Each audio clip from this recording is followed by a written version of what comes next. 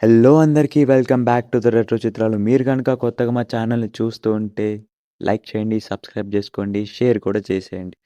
So, ఈరోజు 'రాజు weds Rambai' movie అయితే చూడడం జరిగింది.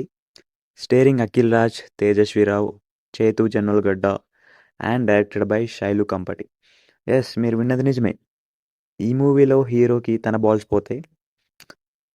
సో, ఎందుకు పోతాయో ఈ మూవీ ఏంటో అనేది డీటెయిల్‌గా చెప్పేసుకుందాం. ఈ మూవీ రిలీజ్‌కి ముందే చాలా బజ్ ఉండే compare to other movies releasing in this week. ముందుగా నేను ఈ మూవీకి ఇచ్చే రేటింగ్ 6.8/10 భయ్యా. ఈ మూవీ ఒక రియల్ లవ్ స్టోరీ అంట. నాకు మొన్న ఈవెంట్‌లో ఒక పర్సన్ వచ్చి చెప్పారు రియల్ స్టోరీ అని చెప్పి. సో, మూవీ స్టోరీ లైన్ ఏంటంటే ఒక విలేజ్. ఒక అమ్మాయి, అబ్బాయి లవ్ చేసుకుంటారు. సర్ప్రైజింగ్‌లీ ఇద్దరు సేమ్ క్యాస్టే. బట్ ఫాదర్స్‌కి ఏదోకటి ఉంటది కదా! నాకు గవర్నమెంట్ ఎంప్లాయే కావాలి అంటాడు.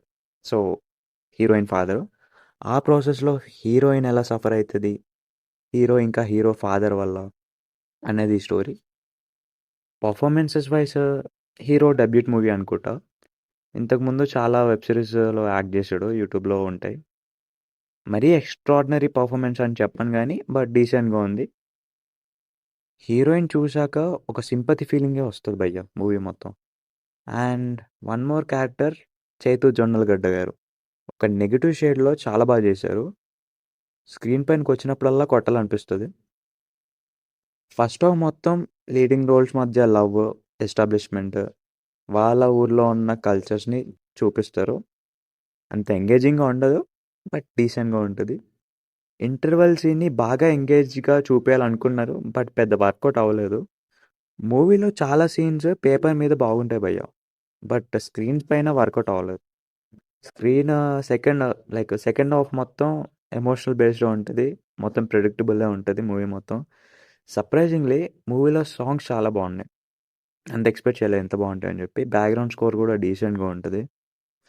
అండ్ ఫైనల్లీ క్లైమాక్స్ అయితే టెర్రిఫైడ్ ఉంటది.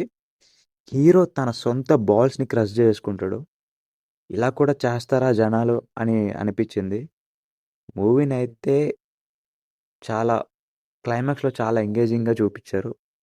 సో, డైరెక్టర్ ఒక ఇంటర్వ్యూలో అంటారనమాట. ఒక స్టేజ్ పైన. ఈ మూవీ గనుక హిట్ అవ్వకపోతే బల్మాట్ట సెంటర్‌లో బట్టలిప్పి తిరుగుతానని జెప్పి.